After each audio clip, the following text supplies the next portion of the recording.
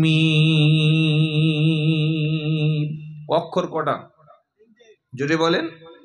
আলিফ লাম মিম। আলিফ লাম মিম। তিনটি অক্ষর যে আমি বললাম, আল্লাহ বলালেন, সাথে সাথেই আল্লাহ তাআলা আমাদের আমলনামায় 30টা নেকি লিখে দিল। সুবহানাল্লাহ বলেন। আচ্ছা, আপনারা যে মূল্যবান সময়কে এই যে 3টি অক্ষর বসে বসে শুনলেন, এতে লাভ আছে না নাই? আছে, আছে। কি লাভ আছে? এই যে 3টি অক্ষর শুনলেন, আমি যে নেকিটা পেলাম 3টি অক্ষর পড়ে 30টা, আপনারা মন দিয়ে, দিল দিয়ে, অন্তর থেকে যে শুনেছেন, এর জন্য আল্লাহ তাআলা আপনার 30টাও লিখে দেবেন। সুবহানাল্লাহ। কি কোরআন! শুনলেও লাভ, পড়লেও, দেখলে লাভ আছে না নাই? কোরআন দেখলে লাভ আছে না নাই? শুনলে নেকি, দেখলে নেকি, শুনলে নেকি, পড়লে নেকি, দেখলে নেকি হয়। শুনলে নেকি, পড়লে নেকি, দেখলে নেকি হয়। আর কোরআন পড়ে মেনে নিলে জান্নাত পাওয়া যায়। আরো জোরে বলুন। শুনলে নেকি, পড়লে নেকি, দেখলে নেকি হয়। শুনলে নেকি, পড়লে নেকি, দেখলে নেকি হয়। আর কোরআন পড়ে মেনে নিলে জান্নাত পাওয়া যায়। পড়ো কোরআন, পড়াও কোরআন, ও মুমিন কোরআন যেন ছেড়ো না। কোরআন পড়ে করলে আমল, জান্নাত হবে ঠিকানা। শুনলে নেকি, পড়লে নেকি, দেখলে নেকি হয়।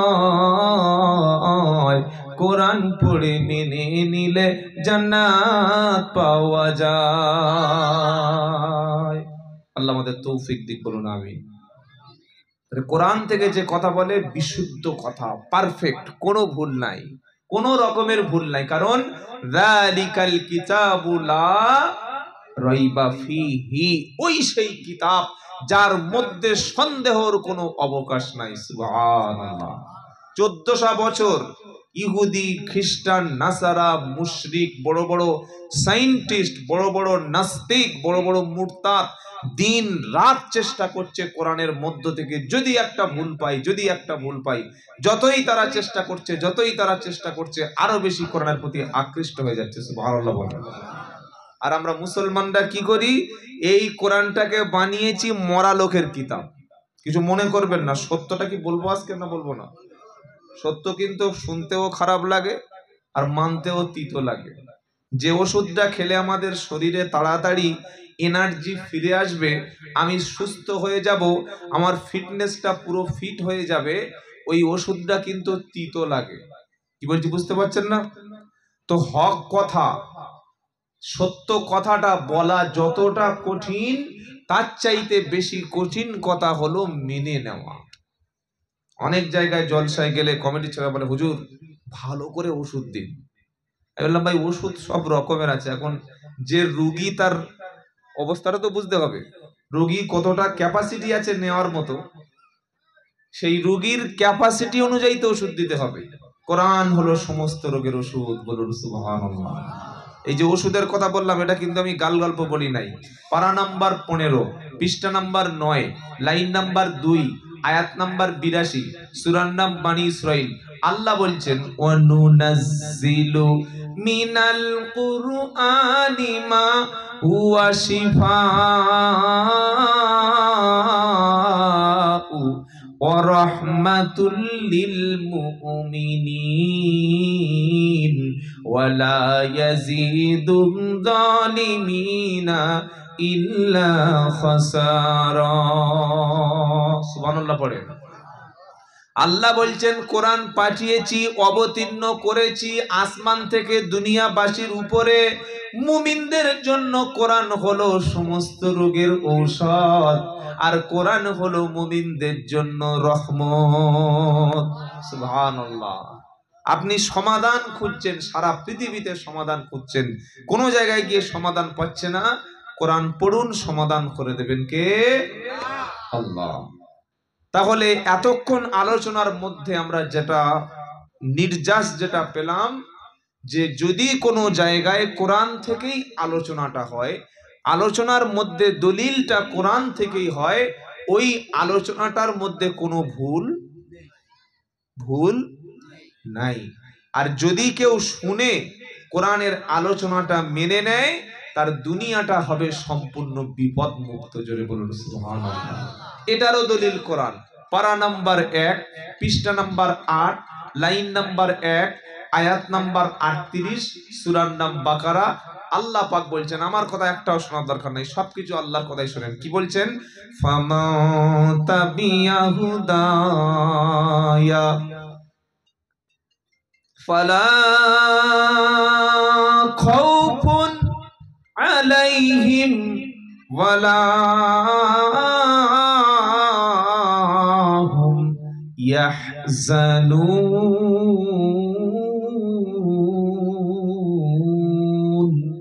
সুবহানাল্লাহ পড়বেন না? আহা, সুবহানাল্লাহ তাও বলে দিতে হচ্ছে। বিয়ের সময় আপনারা কবুল বলেছেন কিনা সন্দেহ আছে। কি ভাই, আল্লাহর কথা যখন শুনবো আমরা বলবো সুবহানাল্লাহ। আল্লাহ কি বলছেন? ফামান তাবিয়া হুদায়া ফালা খাউফুন আলাইহিম ওয়ালা হুম ইয়াহজানুন। সুবহানাল্লাহ। যে বা যারা এই হুদা মানে কোরআনের একটা নাম, আল্লাহ বলছেন এই হুদাকে যারা অনুসরণ করবে, কোরআনটাকে সামনে রেখে জীবন যারা গড়বে, দুনিয়াতে তাদের জন্য কোনো ভয় নাই, আখেরাতে কোরআনের অনুসারীদের চিন্তারও কোনো কারণ নাই। ও মুমিন, কোরআন দিয়ে নামাজ পড়ো, জীবন কেন গড়ো না? ও মুমিন, কোরআন দিয়ে নামাজ পড়ো, কোরআন দিয়ে জীবন কেন গড়ো না? মুমিন পড়ো কোরআন তুমি দিনে রাতে, কোরআন ছাড়া চলবে না, দুনিয়াতে শান্তি পাবে, আখেরাতে জান্নাত তোমার ঠিকানা। মুমিন কোরআন দিয়ে নামাজ পড়ো, জীবন কেন গড়ো না? কোরআন দিয়ে নামাজ পড়ো, জীবন কেন গড়ো না? আমার কথা আপনারা ব্যথা পাচ্ছেন না তো? এরকম চলতে থাকুক নাকি? আগে কোরআনের পরিচয়টা করিয়ে দিচ্ছি। যখন ছেলের বিয়ে হয়, আপনাদের যাদের মেয়ে আছে, যার একটা মেয়ে আছে, অনেকে মনে করে আমি খুব ভাগ্যবান, আর নবী বলেছেন যার 3টে মেয়ে সেই সবচাইতে গুড লাক। সুবহানাল্লাহ বলেন। 3 মেয়ের বাবা, সে যদি মেয়েটাকে শিক্ষা দিতে পারে, পরেশগারের মধ্যে রাখতে পারে, নামাজি, পরেশগার, দিনদার, শিক্ষিত, ধার্মিক, একজন ভদ্র ইমানদার কোন পাত্রের সঙ্গে বিয়ের ব্যবস্থা করতে পারে, 3 কন্যার বাবা আর মুহাম্মদ সাল্লাল্লাহু আলাইহি সাল্লাম জান্নাতের একই রুমেই থাকবে। তাহলে সৌভাগ্য আছে না নাই? আছে না নাই? তো আমার বাবাজিরা, আল্লাহওয়ালা ভাইয়েরা, জ্ঞানী জোরেরা, সুদী মানুষেরা, বিয়ের সময় আমরা ছেলের বায়োডাটা, তার আইডেন্টিটি আমরা চেক করি কি করি না? ছেলেটি কতটা ইনকাম করে, তার এডুকেশনাল কোয়ালিফিকেশন কি আছে, ডিগ্রি কতটা আছে, এগুলি আমরা চেক করি। মাঝে মাঝে মালটাল খায় কিনা, এগুলো দেখা হয়। কে দেখে? এগুলো দেখা। পয়সা আছে মানে ও ঠিক আছে, পয়সা আছে মানে ব্যাস একদম কোনো সমস্যা নাই, এইটা সবচাইতে বড় ভুল হয়। তো এই যে আমরা কোনো জিনিস যাচাই বাছাই করে নিই, ছেলেটার সম্পর্কে জেনে নিই। আল্লাহ বলছেন যে কোরআন তোমাদের জন্য নাজিল করেছি, পাঠিয়েছি, আলোচনার আগে আগে, এখন কিন্তু বক্তব্য শুরু হয়নি, এখন যেগুলো আমি বলছি এগুলো হচ্ছে কোরআনের পরিচয় দিচ্ছি আপনার কাছে। কিসের পরিচয়? একটা মুসলমানকে কাল সকালবেলা ওযু করিয়ে ইমাম সাহেবের কাছে বসিয়ে দিন, হাতে একটা কোরআন তুলে দিন, ভাই কোরআনটা ধরো। ও প্রথমে নিয়ে কি করবে, করবে কি করবে না? এইবার বড় জোর বুকের সঙ্গে মিলিয়ে নেবে, তারপরে মাথার উপরে তুলে বলবে হুজুর এবার রেখে দিই। বলবে কি বলবে না? বলবে কি বলবে না? আমরা মুসলমানরা কোরআনকে চুমু খেয়ে বুকের সঙ্গে মিলিয়ে মাথার উপরে রেখে সম্মাননা জানিয়ে কোরআনটাকে আরেকবার চুমু খেয়ে মোটা কাপড়ের কভারে ভরে, প্লাস্টিকের কভারে ভরে এমন উঁচুতে রেখে দেব যেন কেউ না মরে গেলে আর নামতে পারে। কি বললাম বুঝতে পারলেন না?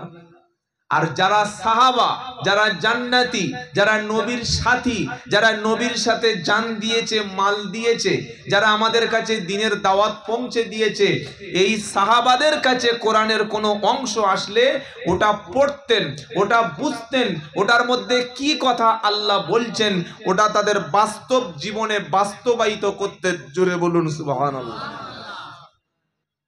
পার্থক্য আছে না নাই? কোরআনটা শুধুমাত্র মরণের পরে আসার জন্য, পড়ার জন্য নাজিল হয়নি, এসেছে জীবিত লোকের পড়ার জন্য, আর আমরা বানিয়েছি মরা লোকের পড়ার জন্য। কি বলছি বুঝতে পারছেন না? বাপ দাদা নানা নানি চাচা চাচি যে মারা গেছে সঙ্গে সঙ্গে 2 খতম, সঙ্গে সঙ্গে 3 খতম। আপনি পড়ুন, আমি পড়াকে নিষেধ করব না, কিন্তু যার সারা জীবনে কোরআনের একটা আয়াত শোনানো হলো না, যার 63 বছরের জিন্দেগিতে সূরা ফাতিহার বাংলা অনুবাদটা সে জানলো না, যার সারাটা জিন্দেগিতে কোরআন আলোচনা যেখানে হচ্ছে সেখানে বসলো না, কোরআনের মজলিস যেখানে চলছে সেখানে 1 মিনিট সময় দিল না, মৃত্যুর পরে এই কোরআনটা তার কাজে লাগবে বলে মনে হচ্ছে বাবা? এই যে মাধ্যমিক পরীক্ষার 1 সপ্তাহ আগে শেষ হলো, তাই না ভাই? 4-5 দিন আগে লাস্ট যেদিন পরীক্ষা ছিল, আমি সেদিন একটু দিনের বেলা একটা সফর করছিলাম, আমি গাড়ি নিয়ে বার হলাম। পরীক্ষার সেন্টার যেখানে যেখানে ছিল মাধ্যমিক পরীক্ষার সেন্টার, আপনারা নিশ্চয়ই সোশ্যাল মিডিয়ার লক্ষ্য করেন, ফলো করেন, সচেতন নাগরিক, আপনারা দেখেছেন এই মাধ্যমিক পরীক্ষার কেন্দ্রের 1 থেকে 2 কিলোমিটারের মধ্যে আমাদের নেক্সট জেনারেশন, পরবর্তী প্রজন্ম, যাদের মধ্য থেকে ডাক্তার হবে, মাস্টার হবে, ইঞ্জিনিয়ার হবে, সিএম হবে, পিএম হবে, বড় বড় অফিসার হবে, দেশ চালাবে, সমাজ চালাবে, তারা ওই বইয়ের পাতাগুলো কুচি কুচি কুচি কুচি করে আর পকেটে যত রকমের ওই টুকলি ছিল পুরো রাস্তা সব জায়গায় সাদা ছড়িয়ে দিয়েছে। এটা দেখেছেন না দেখেন নাই? আপনার হয়তো অনেকে খেয়াল করেন নাই। এই হচ্ছে আমাদের শিক্ষা ব্যবস্থা। যারা আগামীতে দেশ গড়ার ভবিষ্যৎ, যাদের মধ্য থেকে পিএম আছে, সিএম আছে, এমএলএ আছে, এমপি আছে, যারা ডাক্তার হবে, মাস্টার হবে, ইঞ্জিনিয়ার হবে, আইপিএস হবে, ডব্লিউবিসিএস অফিসার হবে, তাদের চরিত্র যদি নকল করে পাশ করার প্রবণতা থাকে, এদের দ্বারা দেশটা কোন জায়গায় যাবে বুঝতে পেরেছেন? এই হচ্ছে আমাদের শিক্ষা ব্যবস্থা, এই চলে আসছে। আর আমরা যারা মুসলমান বলে দাবি করি, আমরা কোরআনটাকে জাস্ট উপরে উপরে, কেউ মরে গেল নিচে, মরে জানাজা হয়ে গেল উপরে, এই আপার আর লয়ার এই করতে করতে জীবন শেষ। বললাম বুঝতে পারলেন না? আল্লাহর কসম আমি আপনাদের হাত দুটো ধরে বলছি, সামনে রমজানুল মুবারক মাস আসছে, এখানে বসে পাকা নিয়ত করে নিন, ইমাম সাহেবের কাছে বসে আমি কোরআনুল কারীমটা সহি করে শিখে নেব। বলুন ইনশাআল্লাহ, বলুন ইনশাআল্লাহ। চলুন আলোচনা শুরু করি। কোরআনের এত মর্যাদা, এত সম্মান কেন? যেহেতু আল্লাহর বাণী। কার বাণী? জোরে বলেন, আল্লাহর বাণী। আর সামনে যে রমজান মাস আসছে, এর সম্মানটা বেশি না কম? এর সম্মানটা বেশি। রমজানের সম্মানটা কি? কথা বলে না। অ্যাটেনশন প্লিজ, আমার দিকে খেয়াল করুন, খুব ভালো করে মনে রাখুন। কেন বেশি? তো কোরআন শোনাচ্ছে, শাহরু রমাদানাল্লাযী উনজিলা ফীহিল কুরআন।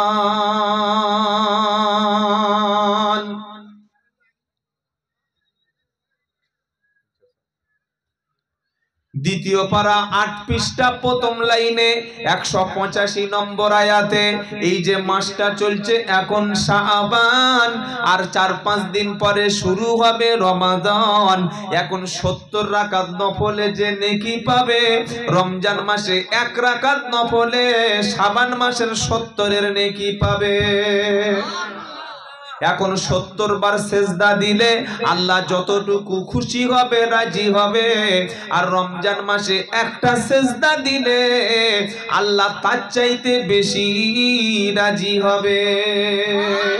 এখন যদি ৭০ টাকা সাদকা করি, আমার আল্লাহর কাছে যতটা পুরস্কার পাওয়া যাবে, রমজান মাসে ১টি টাকা সাদকাতে তার চাইতে বেশি নেকি পাওয়া যাবে। জিজ্ঞাসা করলাম, আল্লাহ রমজান মাসে এত বিশাল অফার কেন, এত সুযোগ কেন, এত ফাজাইল কেন, ফজিলত কেন? তো আল্লাহ বলছে জানার জন্য তাহলে কোরআন খোলো, সূরা বাকারার ১৮৫ নম্বর আয়াত খালি মনে রাখুন। শাহরু রমাদানাল্লাযী উনজিলা ফীহিল কুরআন হুদাল লিন্নাসি ওয়া বাইয়িনাতিম মিনাল হুদা ওয়াল ফুরকান। বাংলা যেমন 12টি মাস আছে, ইংরেজিতে 12টি মাস যেমন আছে, আরবিতে তেমন 12টি মাস আছে। আরবি মাসের শুরু হয় মুহররম দিয়ে আর শেষ হয় কি দিয়ে? কনফিউশন হয়ে গেছে, কি বলি, ভুলভাল ভুল বললে নাম্বার কাটার কোনো গল্প নাই, যা মাথায় আছে বলে দেন। মুহররম দিয়ে শুরু হয় আর শেষ হয় কি দিয়ে? কে বলবে? ইউ আর রং, হলো না ভাই। यस, জিলহজ দিয়ে শেষ হয়। কি দিয়ে? জোরে বলেন। মুহররম, সফর, রবিউল আউয়াল, রবিউস সানি, জমাদিউল আউয়াল, জমাদিউস সানি, রজব, শাবান, রমাদান, শাওয়াল, জিলকদ এবং জিলহজ। মুসলমানের ছেলে আরবি মাসের নামটা মুখের কাছে আটকে গেল, কি বলে দাবি করব ভেবে বলো। রমজান আরবি মাস শুরু হলো মুহররম দিয়ে আর শেষ হলো হজের মাস জিলহজ দিয়ে। রমজান মাসটা আল্লাহ বেছে নিল, 11 মাসকে মাইনাস করে রমজানকে বেছে আল্লাহ সবচাইতে বেশি ফজিলত দিয়ে দিল। এটার কারণ হলো যে, আবার বলছি, শাহরু রমাদানাল্লাযী উনজিলা ফীহিল কুরআন। যেহেতু এই মাসের মধ্যে আমার আল্লাহ কুরআন পাঠিয়েছে, এটা কোরআন নাজিলের মাস, কোরআন আসার মাস। শুধুমাত্র কোরআন আসার কারণে 11 মাসের চাইতে সবচাইতে বেশি মর্যাদা কোরআনুল কারীম নাজিল হওয়ার কারণে রমাদানকে আল্লাহ বেছে নিয়েছে।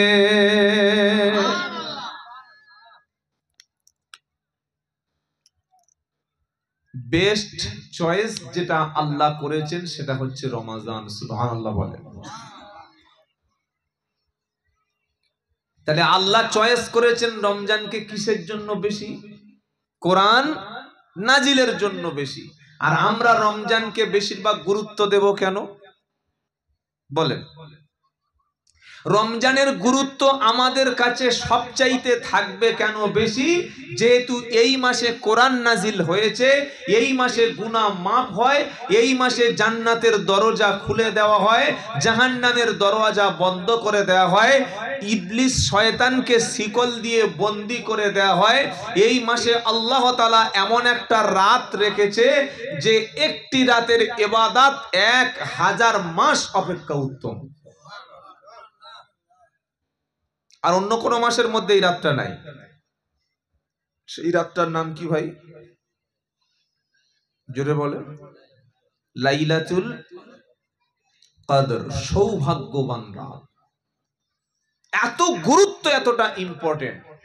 ইনশাআল্লাহ সেই কথা আমরা আলোচনা করব একটু পরে ইনশাআল্লাহ। আল্লাহর নবী সাল্লাল্লাহু তাআলা আলাইহি ওয়াসাল্লাম তিনি মসজিদের মেম্বারে উঠছিলেন। আমাদের যে ইমাম খুতবা দেন, দেখবেন মসজিদের মেম্বার বা যে সিঁড়ি বা ধাপ রয়েছে, তিনটে ধাপ আছে। আপনাদের মসজিদে কটা? তিনটে না চারটে? তিনটি। First, second, third. ইমাম সাহেব এখন থার্ড যে সিঁড়ি ওতে বসে, সেকেন্ড বসে, থার্ড দাঁড়িয়ে দাঁড়িয়ে খুতবা দেয়, দেয় কি দেন? আর বিশ্বনবী মুহাম্মদ সাল্লাল্লাহু আলাইহি ওয়াসাল্লাম তিনি সবার উপরে গিয়ে উম্মতের জন্য দাঁড়িয়ে দাঁড়িয়ে খুতবা পেশ করতেন। সুবহানাল্লাহ পড়ে। নবীজি প্রথম সিঁড়িতে পা দিলেন জুমার দিনে, বললেন আমিন। দ্বিতীয় সিঁড়িতে পা দিলেন নবীজি জুমার দিনে জোরে জোরে বলে উঠলেন আমিন। তৃতীয় সিঁড়িতে পা দিলেন খুতবা শুরুর পূর্বেতে চেপে বসে তিনি বললেন আমিন। আচ্ছা, আপনাদের ইমাম যদি ওই জুমার দিনে খুতবা দেওয়ার আগে সিঁড়িতে উঠে বসে যদি বলে আমিন, নামাজের শেষে লোক বলবে ইমাম সাহেবের মাথা গরম হয়ে গেল নাকি, হঠাৎ আমিন বলে চিল্লে উঠলো কেন? বলবে কি বলবে না? আরে হ্যাঁ কি না বলেন না? কোনোদিন আমিন শুনি নাই, খুতবায় উঠে আমিন বলতে হবে বসে। সাহাবারা ছিলেন অত্যন্ত ভদ্র, নম্র, পোলাইট। তারা অত্যন্ত ডিসিপ্লিন মেনটেন করতেন বিশ্ব নবীর মজলিসে। সুবহানাল্লাহ বলেন। আমাদের মতো বিয়াদব টাইপের না। রাস্তায় দেখা হয়েছে, বলছে ও হুজুর, রমজান মাসে কেউ যদি ওই না রোজা করতে করতে যদি কেউ ভুল করে খেয়ে ফেলে, ওর রোজা থাকবে? কোথায় জিজ্ঞাসা করছে? এটা জিজ্ঞাসা করছে কোথায়? ঢালাই রাস্তার উপরে, মেন রাস্তার উপরে, বাড়ির সামনে। যেহেতু হুজুর দেখা পেয়েছে মানে জিজ্ঞাসা করে নিয়েছে। এটা কি আদব রক্ষা হলো? হলো? ইমাম মানে নেতা, ইমাম মানে লিডার, ইমাম মানে সম্মানিত ইমাম, ইমাম মানে তিনি একজন আলেম, তার মর্যাদা সবচাইতে বেশি। আমরা যখন আলেমদের কিছু জিজ্ঞাসা করব, সম্মানের সঙ্গে প্রশ্ন জানার জন্য ইমামদেরকে জিজ্ঞাসা করব, ঠকানোর জন্য না। কিছু কিছু পাকা মাল আছে, ওরা রমজান মাস আসলে সুদের টাকার সঙ্গে হালাল টাকা দুটো মিক্সড করে আর মসজিদে জাকাত দেবে। কোথায় জাকাত দেবে? ফোন করে বলছে হুজুর মসজিদে জাকাত দেবো। মসজিদে জাকাত দেওয়া যায়? জাকাত তো মসজিদে নেওয়া যায় না, দেওয়া যায় না। জাকাত হলো গরিব, এতিম, মিসকিন, দুস্থ, ফকির, তাদের হক। মসজিদ কমিটি কিংবা মসজিদ কোনোদিন জাকাত নিতে পারে না। আর জাকাত যদি কেউ মসজিদে দেয়, তার হক আদায় হবে না। এটা গরিবের খাত, গরিবের অংশ। তো বলছে হুজুর মসজিদে যদি জাকাত দিই কেমন হয়? রাস্তা দাঁড়িয়ে জিজ্ঞাসা করছে, এটা উচিত না। আমরা যখন জিজ্ঞাসা করব কোনো আলেমকে, সম্মানের সঙ্গে বলেন ইনশাআল্লাহ। সাহাবারা নামাজ কমপ্লিট করার পরে বিশ্ব নবীকে জিজ্ঞাসা করলেন, নবী আপনি কখনো জুমার দিনে খুতবা শুরুর পূর্বেতে এইভাবে সিঁড়ির উপর পা রেখে পরপর তিনবার তো কখনো আমিন বলেন না, আজকের এমন ভাবে কেন আমিন বললেন? আমার নবী এবার ব্যাখ্যা দিলেন। নবী বললেন, সাহাবা আমি যখন প্রথম সিঁড়িতে পা দিলাম, জিবরাইল এসে আমার কানে কানে বলে গেল, মুহাম্মদ সাল্লাল্লাহু আলাইহি ওয়াসাল্লাম যে ব্যক্তি বৃদ্ধ পিতামাতা তার জীবনে পেল, আব্বা এবং আম্মাকে পেল, বাবা এবং মাকে পেল, আর দুজনকে পাওয়ার পরে খেদমত করে জান্নাত ওয়াজিব করে নিতে পারল না, সে ব্যক্তি ধ্বংস হয়ে যাক। আমি নবী সঙ্গে সঙ্গে বললাম আমিন। আবার দ্বিতীয় সিঁড়িতে পা দিলাম, জিবরাইল আরেকটা দোয়া করলেন। জিবরাইল চেনেন আপনারা? জিবরাইল চেনেন তো? দেখেন নাই? জিবরাইল দেখেছেন? ফেরেশতাদের দেখা যায় না, তবে ফেরেশতা সবার দেখে। সুবহানাল্লাহ বলেন। দ্বিতীয় সিঁড়িতে পা দিলাম, জিবরাইল বললেন, ইয়া মুহাম্মদ মুস্তাফা সাল্লাল্লাহু আলাইহি ওয়াসাল্লাম, যে ব্যক্তি আপনি নবী, আপনার নামটা শ্রবণ করলো, আপনার নাম শোনার পরে দরুদ শরীফ পড়লো না, সেই ব্যক্তিও ধ্বংস হোক। আমি নবী বললাম, কি বললাম? জোরে বলেন আমিন। দুজন ধ্বংস, দুই ক্যাটাগরি ধ্বংস হয়ে গেল, আর একটা ক্যাটাগরি বাকি আছে। কোন ক্যাটাগরি? নবী সাল্লাল্লাহু আলাইহি সাল্লাম বলেন, যে ব্যক্তি রমজান শরীফের মাস পেল, গোটা 30টা রোজা পেল, 30টা সাহরি পেল, ইফতার পেল, তারাবি পেল, সারা দিন সুযোগ পেল, রাতের বেলা সুযোগ পেল, 30টা রোজা পে রমজান শরীফের মাস জীবনে পেল, অথচ গুনাহ মাফ করে নিতে পারলো না, ওই ব্যক্তি ধ্বংস হয়ে যাক। আমি নবী বললাম আমিন।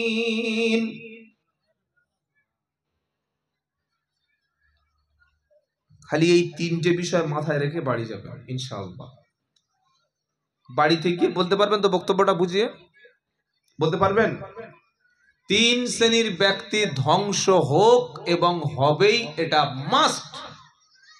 রসুল বলেছে মানে ও রক্ষা করার কোনো উপায় নেই। কোন মুফতি সাহেব, হাজি সাহেব, গাজী সাহেব এদের কথা না, স্বয়ং রাসূলুল্লাহর কথা সাল্লাল্লাহু আলাইহি ওয়াসাল্লাম। বৃদ্ধ পিতা পেল, মাতা পেল, বাবা পেল, মা পেল, তাদের খেদমত করে নিজের জন্য জান্নাতটা অর্জন করতে পারলো না, ধ্বংস। আর দ্বিতীয় হলো, যখন মুহাম্মদ নাম শুনলো চুপচাপ বসে আছে, কিছু বলে নাই।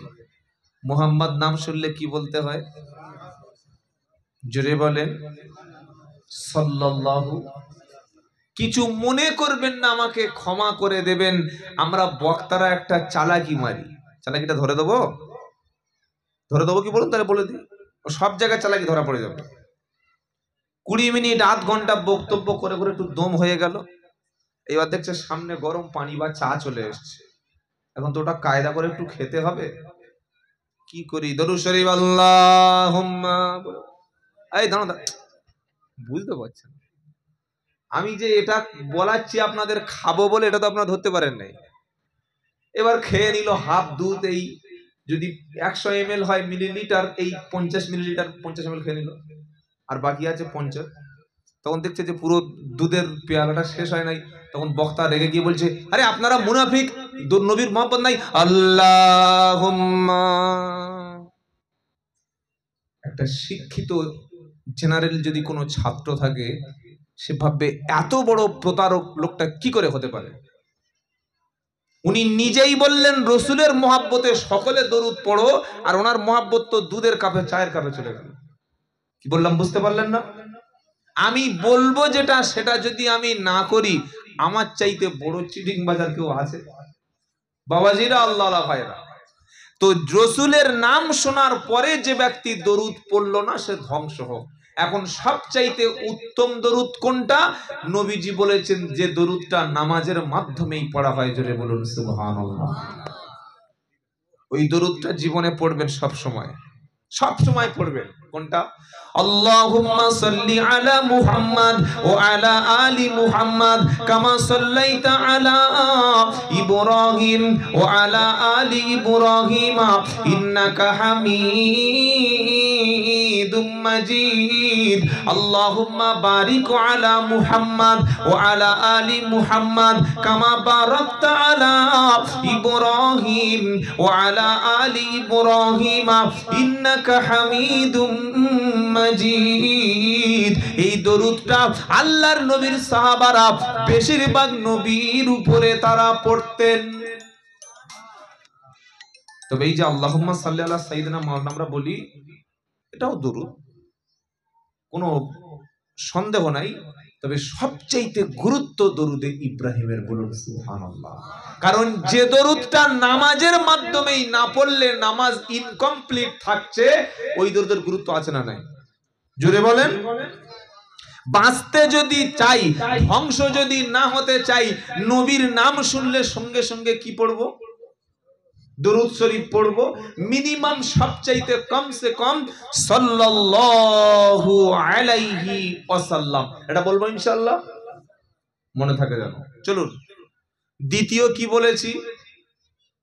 যে ব্যক্তি পিতা মাতা পেল, বাবা মা পেল, জন্মদাতা পেল, গর্ভে ধারিণী মা পেল, অথচ তাদের খেদমত করে জান্নাত ওয়াজিব করতে পারল না, সে কি হয়ে যাবে? সে কি হয়ে যাবে? আজকে আমরা শান্তিতে আছি, টাকা আছে, পয়সা আছে, সম্মান আছে, ডিগ্রি আছে, পয়সা আছে, মাসে মান্থলি স্যালারি 1.5 লাখ 2 লাখ টাকা, 3 লাখ টাকা, 10 লাখ টাকা, বিলিয়ন ট্রিলিয়ন টাকার মালিক, কিন্তু বাড়িতে শান্তি নাই। কারণ সবচাইতে শান্তির জায়গা হলো বাবা মায়ের হাত সন্তানের মাথার উপরে। সুবহানাল্লাহ বলেন। সামনে রমজান আসছে ভাই, 11 মাস যা করেছেন করেছেন, ছেড়ে দেন। রমজান মাসে চেষ্টা করবেন মা এবং বাপের ইফতারের সমস্ত ব্যবস্থাটা যেন আপনার টাকার উপর থেকে হয়, বলেন ইনশাআল্লাহ। কোন ভাই কি করবে, কোন ওসব দেখার দরকার নাই, কথা মনে থাকবে ইনশাআল্লাহ। আর আল্লাহ নিজেই বলেছেন, তুমি যখন খরচ করবে, তুমি যখন ব্যয় করবে, তুমি যখন অর্থ খরচ করবে, যে কার কার পিছনে খরচ করবে, আল্লাহ একটা লিস্ট কোরআনে দিয়েছেন। লিস্টটা পড়ে শোনাবো? এই শোনাবো কি শোনাবো না? আপনাদের পঞ্চায়েত এলাকা না কর্পোরেশন এলাকা? পঞ্চায়েত এলাকা। এই যে আবাস যোজনার ঘর আসে না, আসে না? সবার আসে? সবার আসবে। যাদের আসার দরকার নেই তাদের আসবে, যাদের আসার দরকার নাই তাদের ঘর আসবে, আর যাদের ঘরের প্রয়োজন তাদের না দেওয়াই সবচাইতে ভালো। যে গরিব গরিব থাক, কি বললাম বুঝতে পারলেন না? তো এই পঞ্চায়েতে ঘর আসার দেখবেন একটা লিস্ট বার হয়, হয় কি হয় না? প্রথমবার 100 নাম আসলো, দেখ কার কার নাম আছে সব লিস্ট। এবার আল্লাহ একটা লিস্ট দিয়েছে, 2 নম্বর পারা, 12 নম্বর পৃষ্ঠা, একদম 15 নম্বর লাইনের 214 নম্বর আয়াত, সূরার নাম বাকারা, যে তুমি যখন তোমার টাকা পয়সা অর্থ সম্পদ কিছু খরচ করবে, কিছু কিনবে, কিছু হাদিয়া দেবে, কিছু গিফট করবে, সর্বপ্রথম তুমি কার পিছনে খরচ করবে? আমার আল্লাহ নিজেই একটা লিস্ট তৈরি করে দিয়েছেন, যদি বলো। আচ্ছা আল্লাহর লিস্ট একটু পড়ে শোনাবো কি? শোনাবো ইনশাআল্লাহ। তো চলুন, ইয়াসআলুনাকা মাযা ইনফিকুন কুল মা আনফাকতুম মিন খায়রিন ফালিল ওয়ালিদাইনি ওয়াল আকরাবিন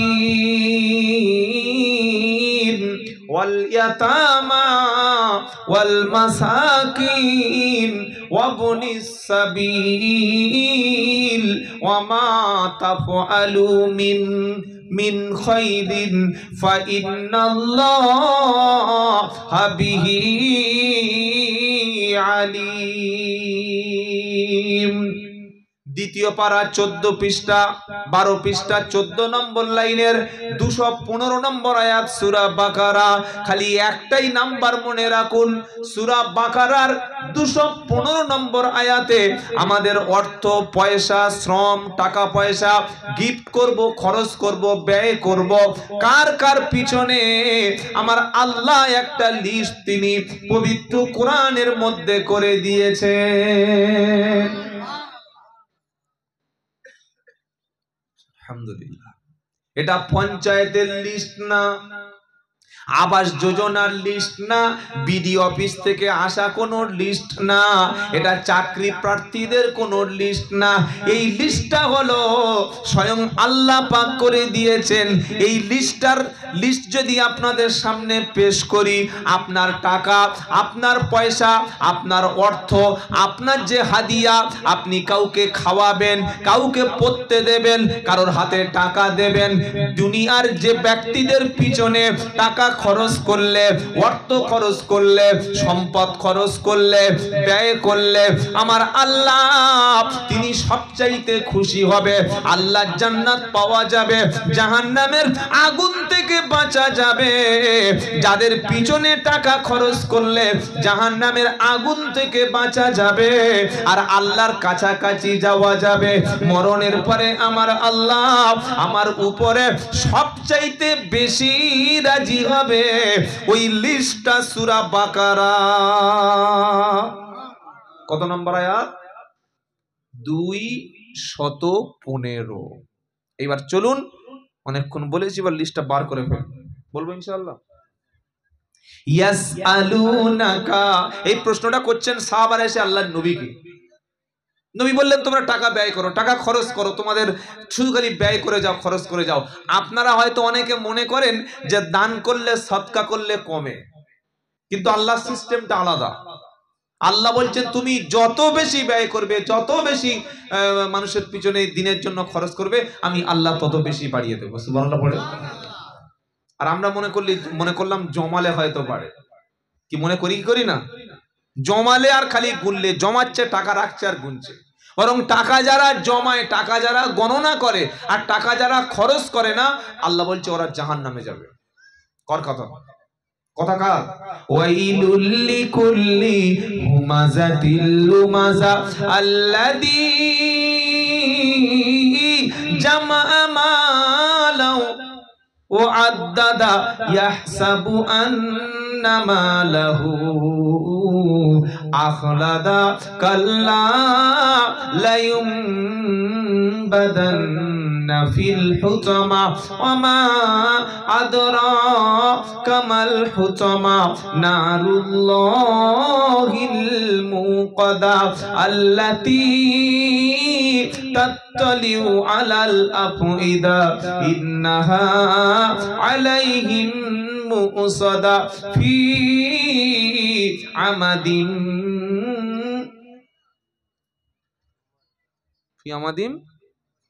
নেটওয়ার্ক আর নাই, টাওয়ার উড়ে গেছে। ফিয়ামাদিম মুমাদ্দাদা, সূরাটার নাম হলো হুমাজা। হুমাজা মানে যারা সামনে পিছনে নিন্দা করে।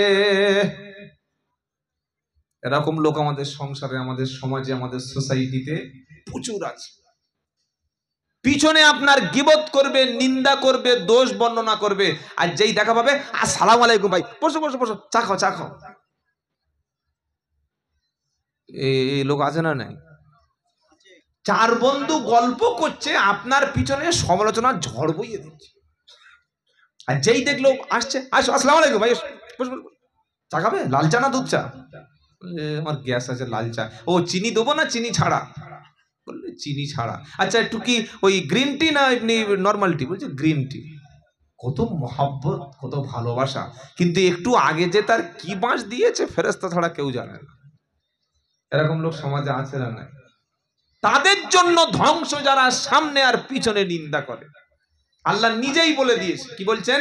ওয়াইলুল লিকুল্লি হুমাযাতিল লুমাযা ওয়াইলুল লিকুল্লি হুমাযাতিল লুমাযা আল্লাযী জামা মালাও ওয়া আদ্দাদা।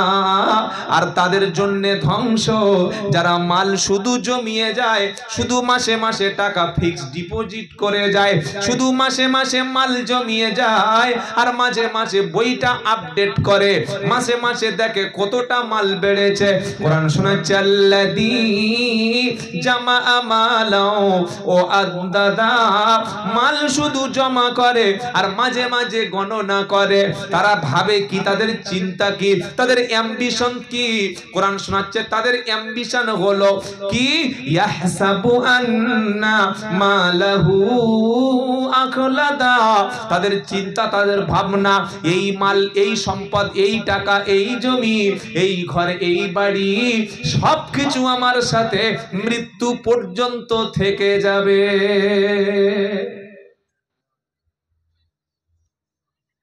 55 বছর বয়স, এখনো জুমার নামাজ পড়ে না। এরকম মুসলমান আছে একটা দুটো? আপনাদের এলাকায় নাই, চন্দননগরে নাই, আমাদের 24 পরগনায় আছে। আমার গ্রামে একটা লোক ছিল, বেটা মরেছে কদিন আগে, বছর 2 আগে। বুড়ো লোক, 80+, একদম স্ট্রং লোক, বিশাল চেহারা। ছোট্ট একটা দোকান ছিল, সারা দিন দোকানে মানে মাল দিয়েই যেত। আর বয়সের ভারে এরকম দুমড়ে গেছে, জেসিবির মতো এরকম বেঁকে গেছে। আমি একদিন বললাম, চাচা মসজিদে চলো যাই, জুমার দিন। বললে, বাবা আজকে একটু কাস্টমারের চাপ আছে। কবরের যে কি চাপ সেটা না ঢুকলে বাইরে থেকে দেখতে পাবেন।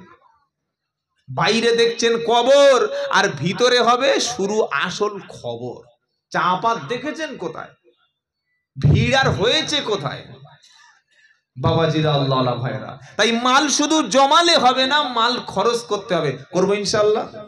ইনশাআল্লাহ বলেন। যে যত বেশি দান করবে, যে যত বেশি টাকা খরচ করবে, আল্লাহ তত বেশি তার রুজিতে বরকত দেবে। বলুন সুবহানাল্লাহ। আর যত জমাবেন, খালি জমাচ্ছে। একজন কি বলছে, ভাই 500 টাকা ধার দাও না ভাই, কাল সকালে দিচ্ছি। বলছে, আমার হাতে টাকা আছে? আচ্ছা, টাকা কারোর হাতে থাকে? পকেটে আছে, কিংবা ওর ফোন পে, গুগল পে আছে, অ্যাকাউন্টে আছে, ক্যাশ মানি আছে, ব্যবসায় ওর ইনভেস্টমেন্ট করা আছে। এই তো টাকা থাকার জায়গা নাকি? আমার হাতে টাকা আছে? হাতে টাকা নেই। চেয়েছে মিথ্যা কথা। আল্লাহ বললেন, কেড়ে নেব। মাল দেয় কে? জোরে বলেন। না অন্য কেউ দিতে পারে? পারে। ধন দিয়ে মন বোঝে, বোঝে ছেলে দিয়ে। ধন দিয়ে মন বোঝে, বোঝে ছেলে দিয়ে। ফকিরি করিবে খোদা, কাঁধে ঝোলা দিয়ে। ফকিরি করিবে খোদা, কাঁধে ঝোলা দিয়ে। পারে কি পারে না? পারে কি পারে না? খোদা তুমি মালিক বটে, একই তোমার খেলা। সকাল বেলা ধনী রে তুই, ফকির সন্ধ্যা বেলা। সকাল বেলা ধনী রে তুই, ফকির সন্ধ্যা বেলা। কোনদিন পয়সা খালি জমিয়ে যাবেন না, শুধু দিয়ে যাবেন, শুধু দিয়ে যাবেন। বলেন ইনশাআল্লাহ। এইবার লিস্টটা পড়ে শোনাচ্ছি। নবীর কাছে প্রশ্ন হলো কি, ইয়াসআলুনাকা মাযা ইনফিকুন।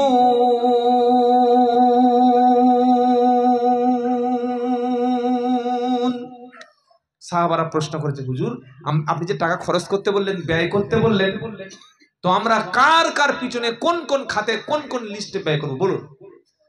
আল্লাহর নবী কিন্তু নিজের থেকে কোনো কথা বলতেন না। কে বলতে বললে বলতেন? জোরে বলেন। মায়ান্তিকু আনিল হাওয়া ইন হুয়া ইল্লা ওয়াহয়ু ইউহা। 27 পারা 5 পৃষ্ঠা 2 নম্বর লাইনের 4 নম্বর আয়াত, 2 থেকে 4 নম্বর আয়াতে আল্লাহ পাক শুনিয়ে দিচ্ছে, মা ইয়ান্তিকু আনিল হাওয়া ইন হুয়া ইল্লা ওয়াহয়ু ইউহা। আমার নবী নিজের থেকে খেয়াল খুশি, মন গড়া, বানোয়াট নিজের থেকে বানিয়ে কোনো কথা বলে না। আমি আল্লাহ যেটা বলতে বলি, আমার নবী সেটাই বলে। নিজের আপন প্রবৃত্তিকে অনুসরণ করে কোনো কথা বলে না। যদি নবী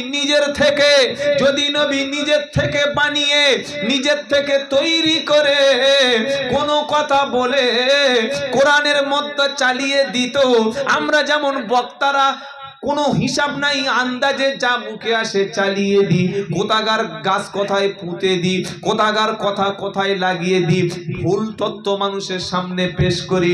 আমার আল্লাহ বলছে, আমার নবী তিনি যদি নিজের থেকে কোনো কিছু বানিয়ে মন গড়া কথা কোরআনের মধ্যে চালিয়ে দিত, ওয়ালাউ তাকাওয়ালা আলাইনা বাদাল আকাবিল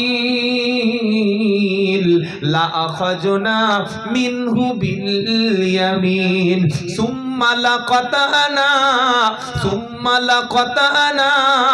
মিনহুল ওয়াতিন ফামা মিনকুম মিন আহাদিন আনহু হাজিজিন। 29 পারা সূরা হাক্কর 43, 44, 45 নম্বর আয়াতে আল্লাহ পাক শুনিয়ে দিচ্ছে, ওয়ালাউ তাকাওয়ালা আলাইনা বাদাল আকাবিল আমার নবী মন গড়া বানোয়াট তৈরি করা যদি কোনো কথা নিজের থেকে আবিষ্কার করে কোরআনের মধ্যে চালিয়ে দিত, লা আখাজনা মিনহু বিল ইয়ামিন, আমি নবীর ডান হাতকে চেপে ধরতাম। তারপরে কি করতাম শোনো, ওয়ালাউ তাকাওয়ালা আলাইনা বাদাল আকাবিল লা আখাজনা মিনহু বিল ইয়ামিন সুম্মা লাকাতানা। আর বডি ল্যাঙ্গুয়েজ দেখছেন, এই যে এদিক ওদিক দেখছে সব, আমার দিকে পুরোপুরি ফলো করুন তবে বুঝতে পারবেন। এবার আল্লাহ কি বলছেন, যদি নবী নিজের থেকে কোনো কথা তৈরি করে কোরআনে চালিয়ে দিত, হ্যাঁ আল্লাহ বলেছে, তাহলে আমি কি করতাম, ডান হাতকে চেপে ধরতাম। সকলে বলুন ডান হাতকে। এত বড় কথা, হ্যাঁ সূরা হাক্কর 43, 44, 45 নম্বর আয়াতটা খুলে পড়ুন, যদি না পান আপনারা আমাকে চেপে ধরবেন। কি বললাম বুঝতে পারলেন না? আল্লাহ বলছেন কি, ওয়ালাউ তাকাওয়ালা আলাইনা বাদাল আকাবিল লা আখাজনা মিনহু বিল ইয়ামিন সুম্মা লাকাতানা মিনহুল ওয়াতিন। আমার নবীর ডান হাতকে চেপে ধরতাম আমি আল্লাহ, আর হাতটা চাপার পরে নবীর গলাকে ধমনীকে টেনে ছিঁড়ে ফেলে দিতাম। ফামা মিনকুম মিন আহাদিন আনহু হাজিজিন। আমার হাত থেকে বিশ্ব নবী বলেন সাল্লাল্লাহু আলাইহি ওয়াসাল্লামকে কেউ বাঁচাতে পারত না। সুবহানাল্লাহ, কত বড় কথা। তার মানে কি, আল্লাহর নবী কোনো বানানো কেচ্ছা কাহিনী বানোয়াট কথা কোরআনের নামে নিজের থেকে বলতেন না। বলুন সুবহানাল্লাহ। তাহলে সাহাবারা কয়েকজন এসছেন, এসে নবীর কাছে প্রশ্ন করলো, আমরা যে খরচ করব না, যে ব্যয় করব আমাদের টাকাটা অর্থটা, ভালো ফল কিনে কোনো কিছু গিফট কাপড় কিনে যখন কাউকে দেব, এবং এটা দিয়ে আল্লাহর রাজির জন্য দেব, সওয়াবের উদ্দেশ্য দেব, খুশির উদ্দেশ্য দেব, কার কার পিছনে খরচ করব? এবার লিস্টটা কে দিচ্ছেন? প্রশ্ন করেছেন কার কাছে? নবীর কাছে। নবী নিজের থেকে লিস্ট বানাতে পারবে? আমাদের এই পঞ্চায়েত সদস্যরা কি করে, সেলিম মোল্লা ঘর দাও, আব্দুল্লাহ কেটে দাও, ইসমাইল দুটো দাও, আব্দুল সত্তার উড়িয়ে দাও, কি করে না করেন? কথা বলে না। এ আমার পার্টির লোক চাকরি দাও, ও বিরোধী পার্টি ঘর ভেঙে দাও, এটা হয় কি হয় না? তো লিস্ট কিন্তু নবীর থেকে করার কোনো ক্ষমতা নাই। লিস্ট করে দিচ্ছেন কে? যদি বলেন আল্লাহ। প্রশ্ন করেছেন নবীকে কার কার পিছনে খরচ করব? আল্লাহ বলছে দাঁড়াও দাঁড়াও মুহাম্মদ সাল্লাল্লাহু আলাইহি ওয়াসাল্লাম, আমি আল্লাহ যে লিস্টটা দিয়ে দিচ্ছি ওই লিস্টটা পড়ে তুমি সবাইকে শুনিয়ে দাও। আর জাতি যখন কোনো খরচ করতে যাবে, ব্যয় করতে যাবে, অর্থ খরচ করবে আল্লাহ পাওয়ার জন্য, আল্লাহকে রাজি খুশি করার জন্য, সওয়াবের উদ্দেশ্য, ওরা যেন আগে লিস্ট পড়ে তবে টাকা খরচ করে। মনে থাকবে ইনশাআল্লাহ? মনে থাকবে ইনশাআল্লাহ? এইবার সেই লিস্টটা বার করছি, শুনুন, আর টাকাগুলো কোন কোন খাতে ব্যয় করবেন কোরআন থেকে জেনে নিন। বিসমিল্লাহ। আলহামদুলিল্লাহ, আলহামদুলিল্লাহ।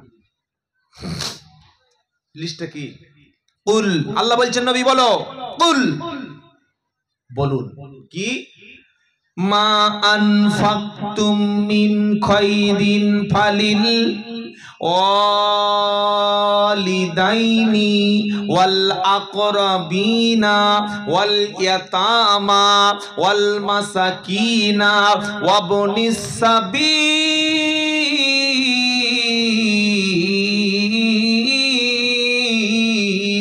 সুবহানাল্লাহ।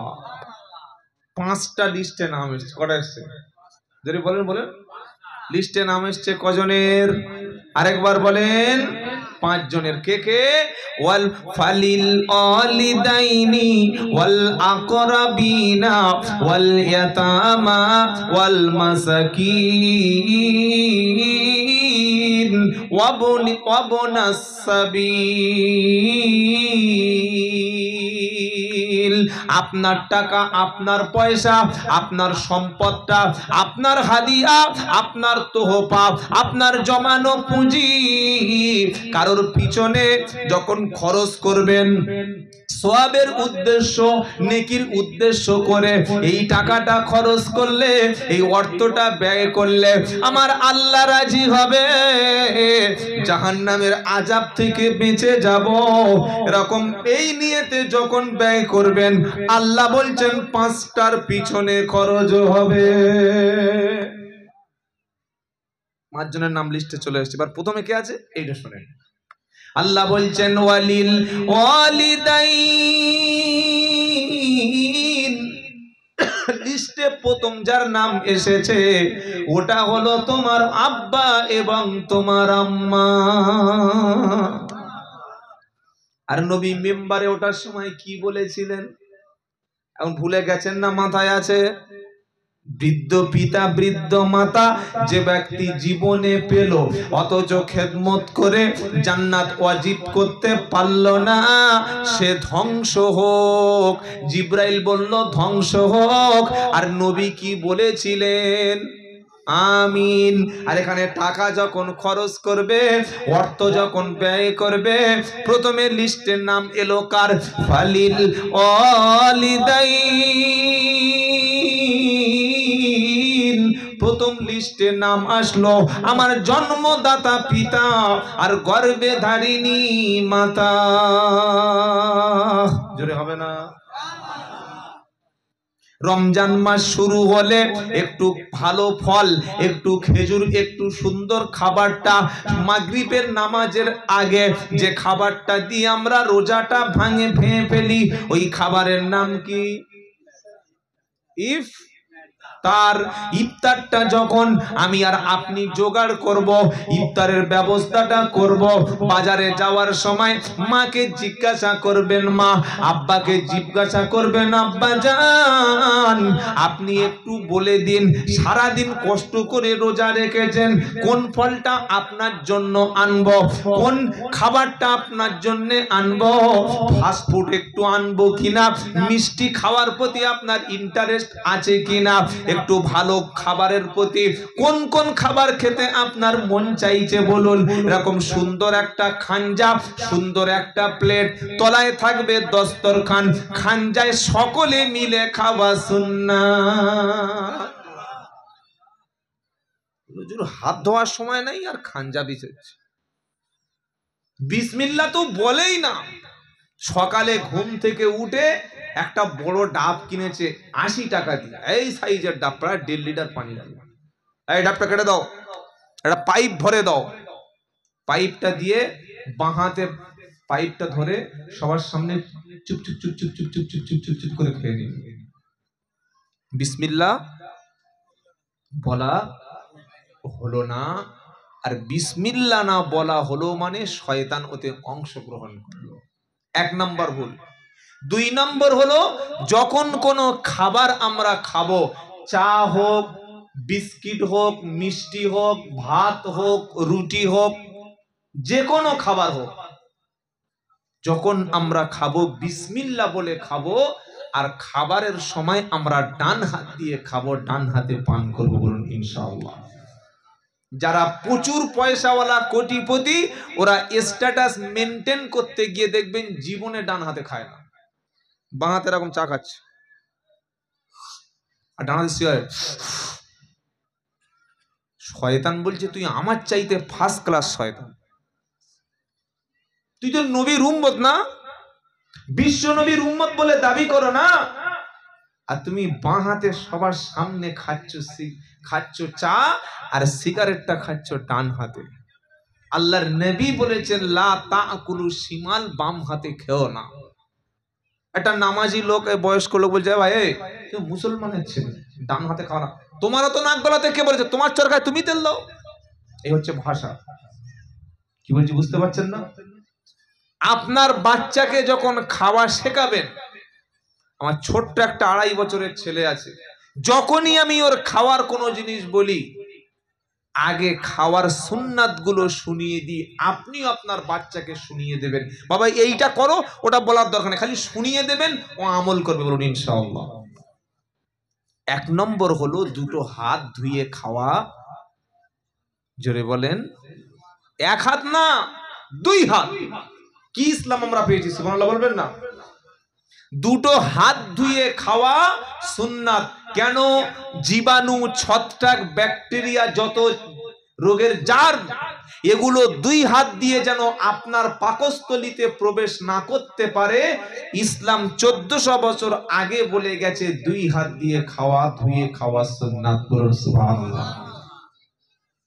দুই নম্বর হলো খাবার বলেন, পানি বলেন, এটা বসে খাওয়া সুন্নাত।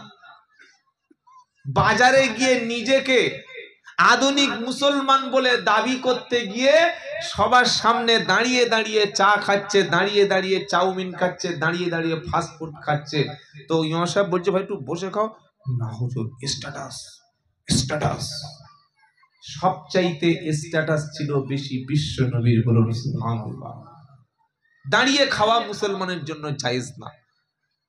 দুই নম্বর হল, তিন নম্বর হলো খাবার যখন আপনি খাবেন তখন খাবার প্লেটের তলায় একটা মাস্ট দস্তরখান যেন থাকে। দস্তরখান বোঝেন তো? গামছা, তাই তো? দস্তরখান মানে গামছা, তাই তো? বলছে হ্যাঁ, গামছা নয় তো হুজুর আসলে কি বিছিয়ে দিই? এই ইমাম সাহেব আসে, গামছা দাও, গামছা দাও, বিছিয়ে দাও। মামা দেখি লুঙ্গি বিছিয়ে দিচ্ছে, বড় পাঞ্জাবি আর লুঙ্গি। ভাই ভিতরে আছে না, খুলে দিয়ে দিচ্ছে, বলে না ভিতরে একটা আছে, কি লুঙ্গি বিছিয়ে দি। লুঙ্গিটা সুন্নাত। আস্তাগফিরুল্লাহ। এটা মুসলমানদের স্ট্যাটাস, মুসলমানদের ঐতিহ্য, নবীর ঐতিহ্য ছিল। দস্তরখান ছাড়া তিনি কোনো খাবার খেতেন না, এতে বরকত আছে। সুবহানাল্লাহ। চার নাম্বার হলো বিশ্ব নবী মুহাম্মদ বলেন সাল্লাল্লাহু আলাইহি ওয়াসাল্লাম, তিনি কোনোদিন একাকী খাবার খেতেন না। কোনোদিন একা খান নাই, বিশ্ব নবী জীবনেই নাই। হয় তার কাজের লোক, তার কোনো ফলোয়ার্স, তার কোনো সাথী, কোনো সাহাবা, কোনো গেস্ট, কোনো অতিথি, অথবা তার স্ত্রীর সঙ্গে যখন রসুল ডিনার করতেন সাল্লাল্লাহু, রসুলের ডিনারে অবশ্যই তার স্ত্রীর সঙ্গে শরীক হয়ে একই সঙ্গে ডিনার খেতেন। সুবহানাল্লাহ বলবেন। একই প্লেটে খেতেন, একই খানজায় খেতেন, একই দস্তরখানে খেতেন, আর খেতেন আর নিজের স্ত্রীর মুখে খাবার তুলে দিতেন। সুবহানাল্লাহ বলেন। বিবির মুখে খাবার তুলে খাইয়েছেন, এরকম আল্লাহর ওলি আছে দেখি? একটা দুটো আছে?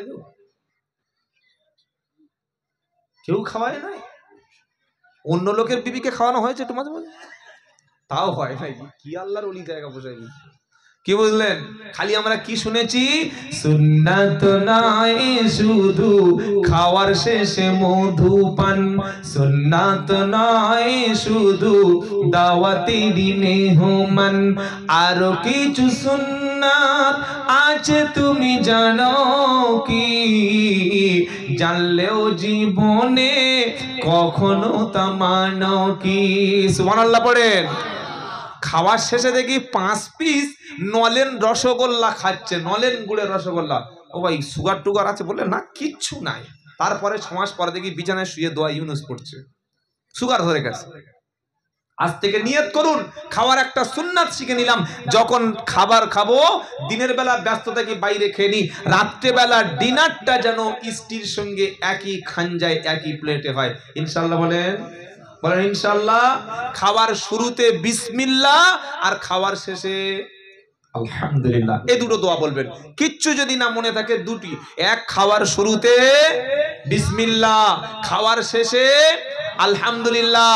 খাবারটা খাবো কোন হাতে? জোরে বলেন। চা খাবো কোন হাতে? বিস্কিট খাবো কোন হাতে? বিরিয়ানি খাবো কোন হাতে? বিড়ি খাবো কোন হাতে? কোন হাতে? কেন বাঁ হাতে? ডান হাতে খাওয়া তো সুন্নাত। বিড়িটা মুসলমানের খাবার না, এটা জাহান্নামীদের খাবার, মনে রেখে দেবে। এই যে বিড়ি, সিগারেট, খৈনি, জর্দা যা কিছু আছে নেশার, সবগুলোই হারাম। এর মধ্যে রয়েছে খবাইস, অপবিত্র, নাপাক, রয়েছে হার্মফুল, রয়েছে নিকোটিন, রয়েছে বিষ। আপনি মুসলমান টাকা দিয়ে বিষ কিনে খাচ্ছেন আর বলছেন আমি রসুলের উম্মত, তাই না? আবার কিছু কিছু মুসলমান গাঁজা খায়, মনের আনন্দে খায়।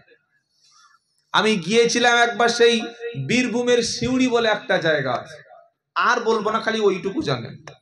গিয়ে দেখি এক জায়গায় 8টা 10টা লোক, এরকম বাবার চাইতে আরো বয়স বেশি, সব মাথায় পাকড়ি আর মুখের দিকে এরকম বড় বড় 2 ইঞ্চি করে গোঁফ, কবির মতো গোঁফ, বড় বড় গোঁফ, আর দাড়ি নাভি পর্যন্ত ঝুলে আছে, এরকম চোখ মুজিয়ে বসে আল্লাহ আল্লাহ আল্লাহ আল্লাহ আল্লাহ আল্লাহ, বাহ, খুব আল্লাহর ওলির জিকির টিকির করছে। তার কিছুক্ষণ পরে দেখে এরকম হুঁকো বার করেছে। কি বার করেছে? হুঁকো। এবার খাবে গাঁজা শরীফ।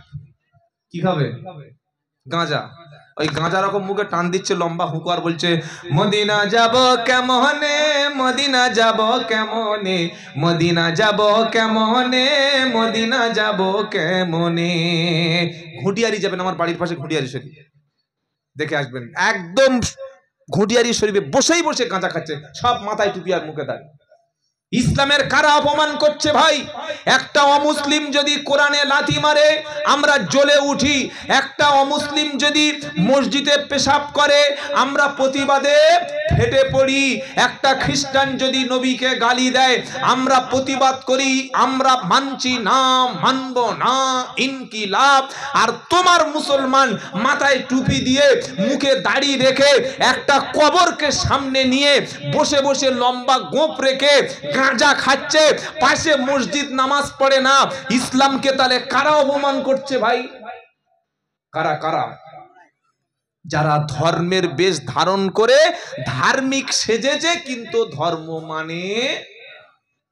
তাই ইসলামের সঙ্গে মুসলমানের সঙ্গে গাঁজার কোনো সম্পর্ক নাই, কথা মনে থাকবে ইনশাআল্লাহ।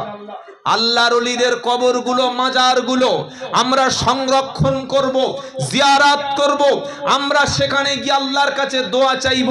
কিন্তু কবরের পাশে বসে, কোন কবরের পাশে বসে গাঁজা খাওয়া মানে হলো আল্লাহর ওলিকে অপমান করা। এটা ঠিক কিনা বলেন? ঠিক কিনা বলেন? আল্লাহ আমাদের এই সমস্ত নাপাক বিড়ি, সিগারেট, গাঁজা, খৈনি, তেরেঙ্গা, মদ, জুয়া, নেশার সমস্ত বস্তু থেকে মুসলিম কমিউনিটি, ইয়াং সোসাইটিকে যেন আল্লাহ হেফাজত করেন। সকলে বলবেন আল্লাহুম্মা আমিন। গাঁজাখোররা আবার রাগ টাগ করবে না তো, কথা শুনে। আল্লাহ হেফাজত করুক, সকলে বলুন আমিন। নবীকে লিস্ট করে দিল, তুমি প্রথম যখন টাকা ব্যয় করবে, প্রথম যখন খরচ করবে, সর্বপ্রথম তোমার আব্বা আম্মার পিছনে খরচ করবে। ঈদের আগে মার্কেটিং করতে যাওয়ার আগে তোমার গাড়ির পিছনে বাবাকে মাকে বসিয়ে নাও। কোনো একটা বড় কাপড়ের দোকানে গিয়ে দোকানদারের যে আছে তাকে বলো, ভাই এটা আমার জন্মদাতা পিতা, এটা আমার গর্ভধারিণী মা, তারা যে জামাটা, যে কাপড়টা, যে ড্রেসটা পছন্দ করবে তাদের পছন্দের পোশাকটা তুমি দিয়ে দাও। আব্বা আম্মার পছন্দের পোশাকটা ঈদের 1 সপ্তাহ আগে যখন কিনে দেবেন, আব্বা আম্মা ঈদের দিনে পোশাকটা পরে একটু আনন্দ করবে, মুখ থেকে হাসি একটু বার হয়ে যাবে। আব্বা আম্মা যখন খুশি হবে, আল্লাহর আরশের রহমতের দরজাটা সন্তানের জন্য তখন খুলে যাবে। ছোটবেলায় আমরা যখন ছোট ছিলাম, ঈদের আনন্দ তো ছিল ছোটবেলা, বড় যত হচ্ছে, দায়িত্ব যত বাড়ছে, আনন্দ তত কমছে না কমে না? এখন আর নতুন পোশাক পরে আনন্দ লাগে না, এখন নতুন লুঙ্গি পাঞ্জাবিতে আনন্দ লাগে না। ছোটবেলায় যখন ছোট ছিলাম আব্বার কাছে বলেছি, আব্বা ওই কাপড়টা কিনতে হবে, ওই প্যান্টটা কিনে দিতে হবে, ওই ড্রেসটা কিনে দিতে হবে। বাপের আর্থিক অসচ্ছলতা ছিল, অত অভাবের মধ্য থেকে বাপের জমানো টাকা দিয়ে আপনার জন্য সুন্দর পোশাকটা পরিয়ে, মাথায় সুন্দর টুপি দিয়ে, সুন্দর একটা শেরওয়ানি গায়ে দিয়ে, আপনার হাত দুটো ধরে 2 হাতে 10 টাকা করে দিয়ে ঈদের মাঠে নামাজটা পড়েছে। আর আসার সময় সন্তানের হাতে খাবার কিনে দিয়ে মায়ের কাছে সন্তানকে ফিরে দিয়েছে। বাচ্চা বয়সে বাপ যে আমাদের মুখে হাসিটা ফুটিয়েছে, আজ তো ইনকাম করতে শিখেছি, অনেক টাকার মালিক হয়েছি, একবার কি মন চায় না রব্বানা ঈদের আগে আমি বড় ছেলে, মেজো ভাই দেবে কি দেবে না, ছোট ভাই দেবে কি দেবে না, আমি তাদের মুখাপেক্ষী হব না। ঈদের মার্কেটিংটা, শপিংটা, কেনাকাটাটা আমি আমার আব্বা আম্মাকে প্রথমে কেনাকাটা করে দেব, আর আব্বা আম্মার পোশাকটা আমার টাকায় হবে।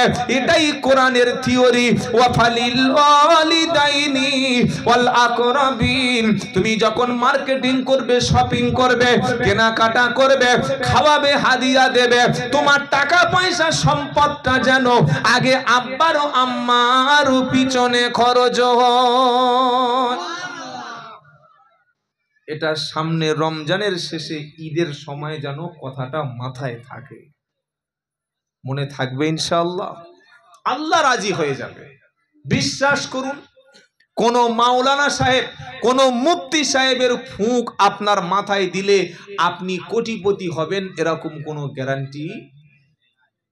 কেউ যদি আপনার মাথায় হাত বুলে দেয়, বাবা যা, আমি তোর জন্য দোয়া করে দিলাম, যা তোর কপাল খুলে যাবে, এটা সম্পূর্ণ ভুল কথা।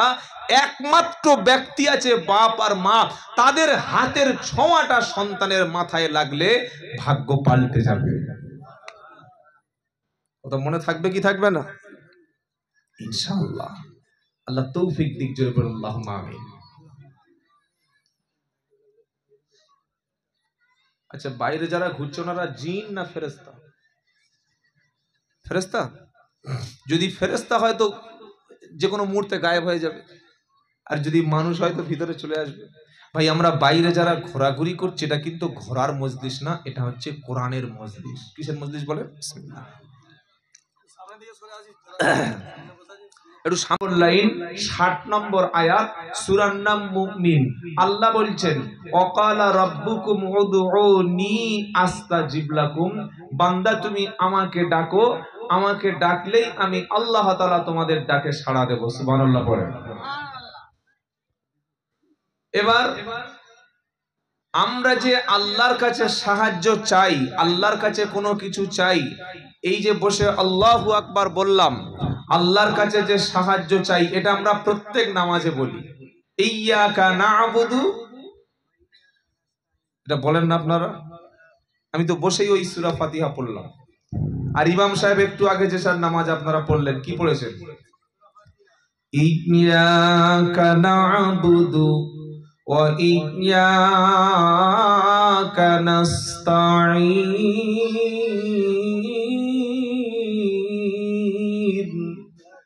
আল্লাহু আকবার। শুধু তোমারই ইবাদত করি, দাসত্ব, গোলামি, বন্দেগী, চাওয়া পাওয়া সব কার? আল্লাহর কাছে। ওয়া ইয়্যাকা নাস্তাঈন, ইবাদতও করি তোমার, আর সাহায্য চাই তোমার কাছে। সুবহানাল্লাহ বলেন। তো সেই আল্লাহ আমাদেরকে ভালোবেসে এরকম একটা মজলিসে এনেছেন। অল্প কয়েকটা কথা আপনাদের সামনে পেশ করব কোরআনুল কারীম থেকে এবং নবীর হাদিস থেকে, ইনশাআল্লাহ বিইজনিল্লাহ বিফাদনিল্লাহ। কেন? কারণ যখন কোনো ইসলামিক প্রোগ্রামে, জলসায়, মাহফিলে, দোয়ার মজলিসে, ইসালে সওয়াবে কোনো বক্তা, কোনো লেকচারার, কোনো ওয়াইজিন, কোনো হুজুর, কোনো ওস্তাদ, কোনো মুফতি সাহেব যখন কুরআন থেকে কথা বলে, তখন আপনি বুঝে নেবেন এই কথাটি বক্তার না, এই কথাটা হুজুরের না, এই কথাটা মাওলানা সাহেবের না, এই কথাটা স্বয়ং আল্লাহর কথা বলছেন। সুবহানাল্লাহ এখন বলার দরকার নেই, ঈদের নামাজ পড়ে মাসখানেক পরে একবার বলবেন, জোরে বলুন না সুবহানাল্লাহ। কোন বক্তা যখন কথা বলছেন কোরআন থেকে দলিল দিয়ে, তখন কথাটা আর বক্তার থাকে না, কথাটা কার হয়ে যায়? জোরে বলেন আল্লাহ। সবচাইতে অথেন্টিক, সবচাইতে